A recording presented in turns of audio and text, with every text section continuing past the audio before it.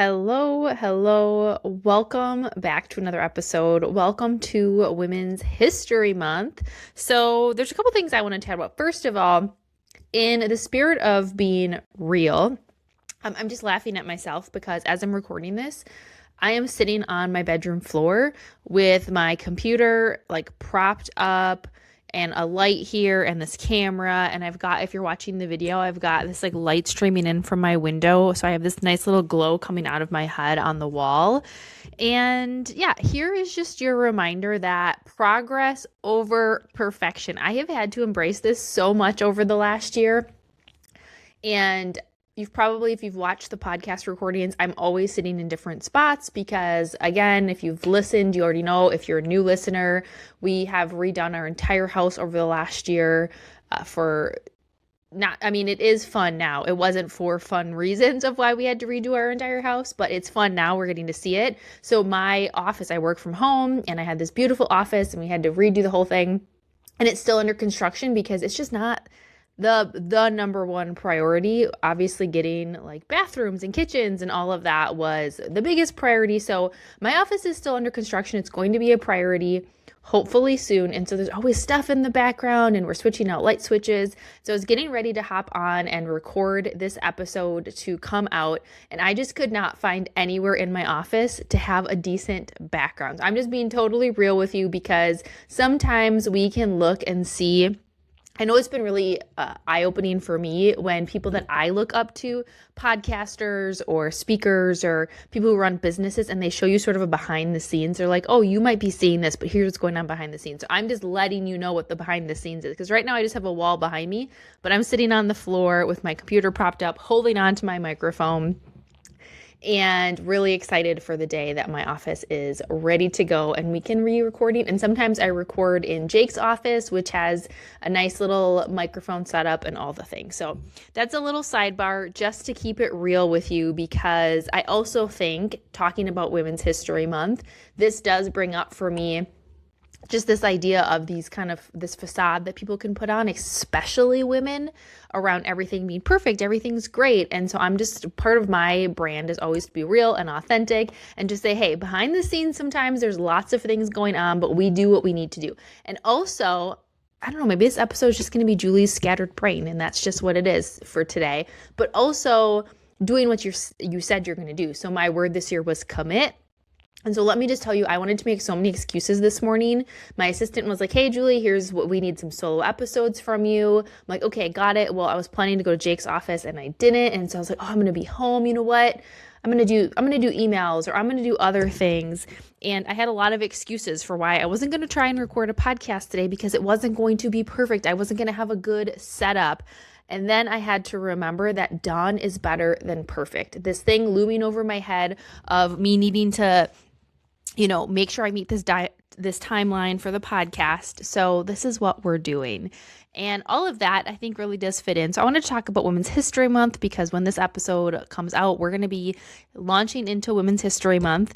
And this is for, I would say, obviously, we're going to be talking about some things around just like being a woman leader, being a woman in the workforce, being a woman business owner. But also, men, if you're listening, this is absolutely for you too, because I think a lot of the things apply to both. And also, you can support the women in your life and just have more of that awareness. So I really just wanted to kind of come on, and I didn't have anything particularly planned other than just sharing a couple of my thoughts. So as I've had the opportunity over the years to speak at different events for Women's History Month, it has given me a new perspective. And so if I'm being totally real and raw and honest with you right now, I always struggled a little bit with how do I say this? You're my buds, right? So you're not gonna judge me for this, hopefully. And if you're a listener who is gonna judge me for this, then maybe this isn't the space for you. I always struggled a little bit with identifying as, like when they would have like women leadership programs. Or I remember when I first started my coaching business, and I had a couple male mentors or male coaches in the space who had similar types of businesses. and their encouragement for me to work with women leaders. And I will be really honest with you, I had a lot of resistance to that for a few reasons. First of all, I don't just work with women leaders, I work with all leaders, however you identify, right? And I felt as though these were men that were telling me that I should work with women leaders, that they were trying to pigeonhole me, like, oh, hey, this is the story I was telling myself. Hey, this is where you fit. This is who you could support. Like, they work with men and women. Okay. They work with both men and women. And they were giving me the guidance that I should work with women. And I felt as though there was a hidden message under there of this is like the level that you can do. I'm just being totally honest with you. And so I would struggle in the past when it came to like, events that were just specifically for women, because I had a little bit of this like, well, why do we need to have just like women and men leaders? Like, they both have the struggles, they both have the challenges. Why do we need to have specific women's leadership events or women's a women's growth leadership program? Like, we're all like, why do we need to separate it? And I will be honest, I still have a little piece of that I think sometimes, but I also have come to have this new perspective and appreciation for why we do that.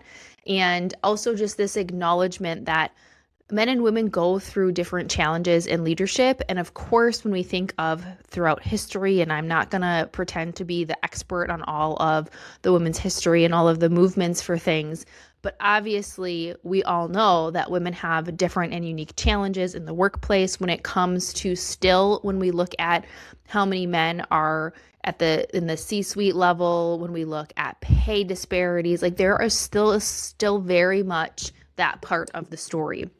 And so when I think of that, this emphasis on just supporting women leaders, also not always, but stereotypically and most often, if you are someone who has children, again, not always, but women tend to take on more of that caregiver role. So they carry more of that heavy load of managing daycare and school signups and sports registrations and pickups and all of those things. And so it's giving me this new appreciation for that.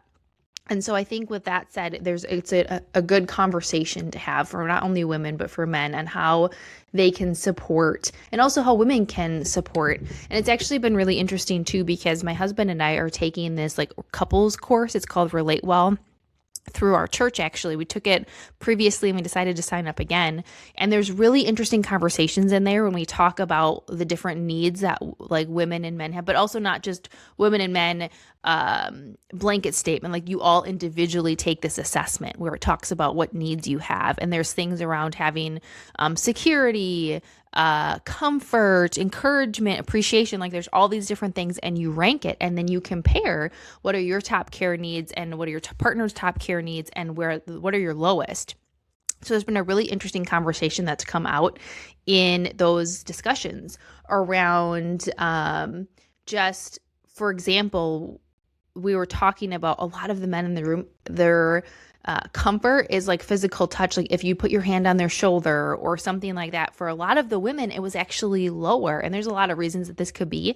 But a lot of the women were talking about that as you're going throughout your day, my mind is going on all of these different things. Like as you're in the workplace, you're thinking about, what am I going to make for dinner? And when is that registration due for summer camp? And then you come home and you're like, okay, I need to make dinner. I need to unpack my kid's backpack. That just tends to be more. And men's brain and also if we look at kind of the science, we were talking about men have this nothing box in their brain, which is fascinating if you look this up. So they're just, we think differently. And so I think also just this understanding of each other, and also just this extra weight that you carry if you're a woman in the workforce, a mom, things like that. It's just this like this thing that people don't always know or see or understand. And so when we think of women growing in the workforce, I think it's a big conversation to have for us to not only personally understand, but also just to surround yourself. And that's where I started to really see, like, I didn't always have to have this tough exterior, this tough facade of like, well, I can do anything and I can do anything that the man can do and all of those things. And while that's true, it just opens up different conversations when you surround yourself with women. So when I started being open to that and attending women's conferences, and when I've had the opportunity to speak at these women events, you just see this community and how helpful that is to say. And I think the same for, my husband does a men's group in the morning, and they just have different challenges of what does it mean to be a husband and a father. And, for women, it's what does it mean to be a friend and a mom, and if you are, and a wife and a partner and all of those things, and a leader in the workplace, just to surround yourself with those communities of people to have those conversations with, and to go to these conferences and listen to other speakers talk about how they have run their business and done it with their family, and how they have these conversations around like being a business owner and getting like investors, and that whole thing is being a woman versus it's just to surround yourself and be in those spaces. And so there's been a couple of opportunities I've had throughout the years to speak at these women's conferences, and you just always leave feeling excited and energized. And so I think my biggest thing that I wanted to share with you was not only just hopefully that point of relation, and also just honesty. If you're someone like me who's also not sure like how you feel about, it, or what does it really mean for you, I think it just opens good conversations. And if you're somebody who's looking for a community, I highly encourage you during this Women's History Month to try and hit up an event that if your organization is having an event, I know that there's a lot of organizations that have had events for Women's History Month that I've gotten the opportunity to go speak at, because they bring different speakers, they have different activities in. Or if your organization isn't doing that, if you're an entrepreneur or business owner, or if your organization just isn't, look in your community. I know there's an event coming up here that we're really excited that Savvy is going to be sponsoring. And also, by the way, stay tuned for another episode where I talk about the rebrand of our company and how we've officially launched into Savvy as our name. So we're going to be one of the, just a little sponsor for this Women in Manufacturing event that is coming up locally in our area, who's doing a women's event, which is really cool. So find an opportunity to maybe step outside your comfort zone if that's not your thing, and check out and just see, to find and surround yourself with people that get it, that understand, that you can have those conversations with. Like when I was able to start doing that as a business owner and traveling then, and that's like, how is it okay to travel when I have a kid at home, and just all of those things, that finding those people to have those conversations with was so helpful for me. And like, what does it mean to be a woman business owner, and what does it mean to be a mom and a wife, and just to have those conversations. So my encouragement is for you for that, and to just try meeting some other amazing women. I know I'm a part of a couple women's groups. Sorry, I'm like wiggling around now because sitting on the floor, like I told you, doesn't get super comfortable. And so surrounding yourself with other people, I also would encourage you to seek out, other mentors, to seek out coaches, to seek out people who can just support you with any of those struggles that you might be having as a woman, as a mom, as a leader, as a wife, and that it's okay to have that type of support. And also, I would say, continue to, there's been such a massive shift over the years, obviously, for women in leadership and women in the workplace. And it's interesting because it's ebbed and flowed with more women taking on leadership roles. And then also, though, you see once they get to a certain point, that tends to drop off because, again, if you're someone who's taking on more of the home duties or domestic duties, it's our workplaces and our lives and environments are not set up to be handling 5 different jobs at once, right? And so if those are your ambitions, though, don't let anyone tell you that you can't do it. And I think that's the thing, is there's so much of like, what does it mean to be this type of mom, this type of wife, this type of business owner, this type of CEO, this type of leader. And so many people and so much of society and so many places want to put you in a box. You don't need to fit in a box. Like that's literally one of my keynotes is about unboxing potential. That's actually the keynote that I've given to a lot of organizations for the women's groups, was around you don't need to put yourself into a box, because you're so much more than putting yourself into a box. And there's no one size fits all. There's no just one way to be a woman leader, a woman in business, a woman CEO, a mom, a wife. There's no just one way to be that person. Don't put yourself in a box of what that looks like, because there's so much more to you than that label or to that job description or to that responsibility. And so for this Women's History Month, hopefully something that I've shared with you just hit home for you. If it's just to find your community of people, to try, put yourself out of your comfort zone and try an event, to be real and authentic and sit on the floor and tell people you're sitting on the floor while you're recording a podcast, or if it's just that reminder that there is a whole slew of ways that you can be successful in whatever it is that you're choosing to do, and that we don't need to always put these labels on it, or that we don't need to put ourselves or other people in a box of what that means and judge. And we don't need to judge other women. Women are, I think, much more guilty of this than men are. We don't need to judge other women for their version of doing it. You know, there was, especially in the online space as an entrepreneur, I've seen this like just wave of change where it was like this hustle culture for women entrepreneurs. You know, during 2020, a lot of people starting businesses during, the height of the pandemic and all of this stuff. And there was this whole like boss babe, woman entrepreneur, woman CEO, boss mode, just like this whole energy. And all of a sudden, a couple years later, so I would say it's kind of into like last year, a lot of that noise started to totally shift. And then there was, I think, almost shaming of women wanting to do that. And it was this whole shift into ease and flow and the feminine, and not needing to be this in your masculine energy, and that women weren't designed to be hustling like that, and we were designed to be nurturers. All of that, okay, I get it, I understand, but it all, I think, started to create, if you're this, then you're not this. Or if you're like this, that's not how you were designed to be. And we're really not doing anyone a service there, because there is no just you're this or you're that. There's a myriad of options and ranges, right? And so I started to really see that too, where we started to almost do it to ourselves more, where it's like, you got to be this boss babe, you can do anything that the guys can do. And then all of a sudden it was shifted, and it's like, that's not how you're designed to be. You're supposed to be more in the flow. And you know what? That's all just noise.